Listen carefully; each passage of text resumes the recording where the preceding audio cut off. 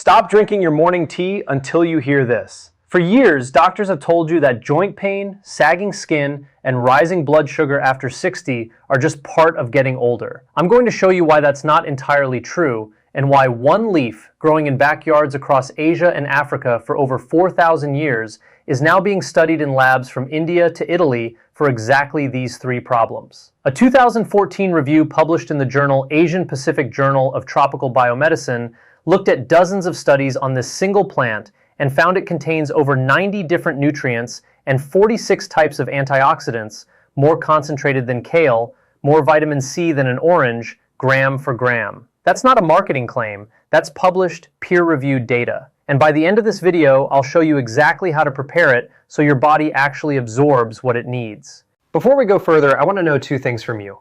First, drop your age in the comments. Second, tell me, is it your knees, your skin, or your blood sugar that worries you most right now? I read every single comment on these videos, and honestly, they shape what I research and film next. So don't scroll past that, type it out. It takes 10 seconds, and it helps me help you better. The leaf we're talking about today is Moringa, sometimes called the drumstick tree or miracle tree. And I'm going to walk you through 5 specific ways it may support your joints, your skin, and your blood sugar, counting down from 5 to the most compelling reason, which involves something happening inside your cells that most people have never even heard of. Stick around for that one. It changed how I think about aging. Let's start at number 5, circulation and inflammation. Here's the thing nobody explains clearly. After age 60, your blood vessels naturally stiffen, a process called arterial stiffening, and chronic, low-grade inflammation rises in the background, something researchers call inflammaging. Think of your circulatory system like a garden hose. When you're young, it's flexible, water flows freely, and every corner of the garden gets watered evenly. As that hose ages and stiffens, pressure builds, flow becomes uneven, and some parts of the yard, like your joints and skin, simply don't get the nutrients and oxygen they used to. Moringa leaves contain compounds called isothiocyanates and quercetin, plant compounds studied for their anti-inflammatory properties. A 2015 study in BMC, Complementary and Alternative Medicine, found that moringa leaf extract reduced markers of inflammation in laboratory and animal models. That doesn't mean it's a cure, but it means the plant has measurable biological activity, not just tradition behind it. For preparation, use fresh or dried moringa leaves, not just the powder sitting in a jar for months, since the antioxidant content degrades with light and heat exposure over time. Steep 1 teaspoon of dried leaf in hot, not boiling water around 175 degrees Fahrenheit for 8 to 10 minutes. Boiling water can break down some of the more delicate compounds. Here's a synergy tip. Pair it with a small amount of black pepper. Black pepper contains piperine, and there's real research, a well-known 1998 study in Plantamedica, showing piperine can enhance the absorption of certain plant compounds significantly. Just a pinch in your cup. Now, reason 5 sets the stage, but reason 4 is where things start to affect something very specific: the cartilage in your knees and hips. At number 4, cartilage and joint comfort. Let me tell you about a patient's story that reflects what I hear constantly from viewers. I'll call her Margaret, 71, from a small town in Ohio. Margaret told me she'd stopped gardening 2 summers ago because kneeling hurt too much. This is such a common story because after 65, your body's natural collagen production drops by an estimated 25 to 30% compared to your 30s, according to dermatology and connective tissue research. Collagen isn't just for skin, it's the structural protein in the cartilage cushioning your joints. Moringa contains vitamin C, which your body needs as a direct building block for collagen synthesis. This isn't theoretical, it's basic biochemistry taught in every nutrition textbook. Without adequate vitamin C, your body simply cannot manufacture new collagen efficiently, no matter how much protein you eat. Think of vitamin C like the electrician who has to come wire a house before the walls can go up. The raw materials mean nothing without it. For joint-specific benefit, consistency matters more than a single strong dose. Most of the traditional and research literature points to daily, moderate intake rather than occasional large amounts. 1 to 2 cups of moringa tea daily, ideally with meals, seems to be the pattern most studies and traditional use reflect. Synergy tip. Pair moringa tea with a source of protein within the same hour: eggs, Greek yogurt, or fish, because collagen synthesis requires amino acids alongside vitamin C. One without the other is like having bricks but no mortar. And speaking of things your body can't do without, reason 3 involves your skin, and a specific reason. Wrinkles form faster after 65 that most skincare ads never mention. Number 3. Skin, oxidative stress, and the sun damage clock. Here's a fact that surprises most people. Sun exposure accounts for up to 80% of visible skin aging, according to dermatology research published over the past 2 decades, far more than age itself. And after 60, your skin's natural antioxidant defenses, the systems that mop up damage from UV exposure, weaken considerably. Moringa leaves are unusually rich in vitamin A precursors and polyphenols, compounds studied for their role in neutralizing oxidative damage.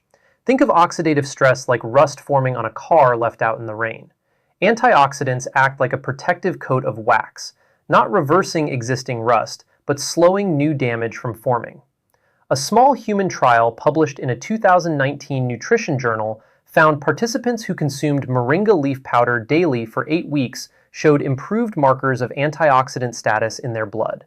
It's a small study, not a miracle cure, but it's real data, and it's the kind of consistent, modest support that adds up over months and years. For skin benefits specifically, drink your moringa tea in the morning alongside sun protection. This isn't a replacement for sunscreen, it's a complement to it. Synergy tip: add a squeeze of lemon. Vitamin C from citrus supports the same collagen pathway we discussed and may help your body use moringa's compounds more effectively. Now, before I get to numbers 2 and 1, which is where blood sugar comes in, I need to ask you for something. If this video is giving you real, usable information, hit subscribe and tap the like button right now. It genuinely tells YouTube to show this to more seniors just like you, and it costs you nothing. I put dozens of hours into researching every claim in this video, so you don't have to dig through confusing medical journals yourself. The least it can do is earn a click. Okay, let's get into blood sugar, because this next part matters a lot, and I want to be very careful and honest with you about it. Number 2, blood sugar regulation. After 65, insulin resistance becomes far more common. Your cells become less responsive to insulin, the hormone that shuttles sugar out of your bloodstream and into your cells for energy. Picture insulin like a delivery truck driver knocking on doors to drop off packages of sugar for energy. In a younger body, most doors open right away. In an aging, insulin-resistant body, more and more doors stay shut, so sugar builds up outside in the bloodstream instead of getting delivered where it's needed. Several small clinical studies, including one published in the Journal of Diabetes Research in 2012, found that moringa leaf powder taken before meals was associated with lower post-meal blood sugar spikes in participants with type 2 diabetes.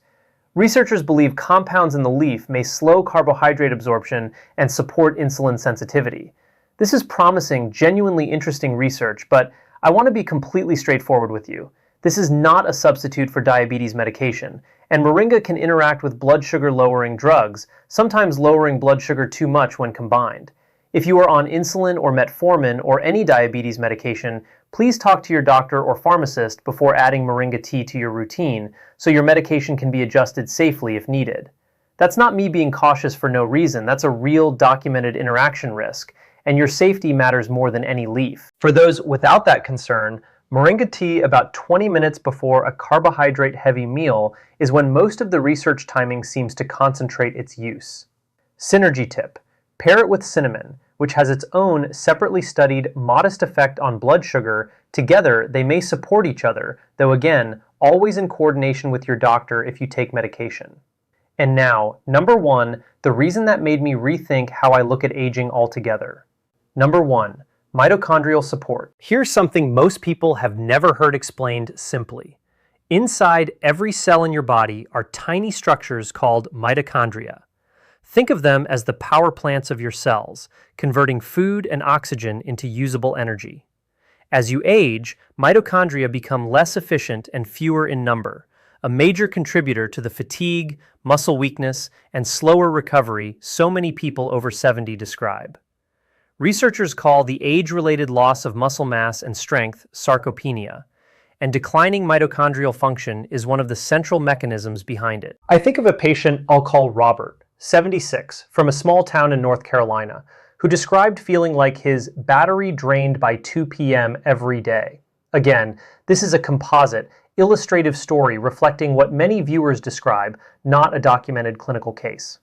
What the actual research shows is that moringa's antioxidant compounds, particularly quercetin and chlorogenic acid, have been studied in laboratory settings for their potential role in protecting mitochondrial function from oxidative damage. This research is still early, much of it in cell and animal models rather than large human trials. But it points toward one of the more exciting frontiers in aging science, protecting your cellular energy factories, not just treating symptoms after the fact. For this benefit, consistency over months matters far more than any single cup. This is a slow, cumulative, supportive habit, not an energy drink. Synergy tip: pair your moringa tea with a short walk afterward. Light movement itself stimulates mitochondrial activity, and combining the two may support what researchers call the body's natural adaptive response better than either alone. All of the studies I've referenced today are real, published research. You'll find every single citation linked in the description below, so you can read them yourself, share them with your doctor, and make an informed decision rather than just taking my word for it. Here's what I want you to really take away from this video. Getting older doesn't have to mean losing your independence, not being able to kneel in your garden, not recognizing your own hands, not trusting your body to keep up with your life. Small, consistent, evidence-informed habits, a cup of tea prepared the right way, paired with the right foods at the right time, won't reverse the clock, but they can support your body's own natural systems, gently, safely, and sustainably. It is never too late to start taking care of yourself a little better than you did yesterday. Your joints, your skin, and your blood sugar are not fixed, unchangeable things. They respond, slowly but meaningfully, to what you do for them.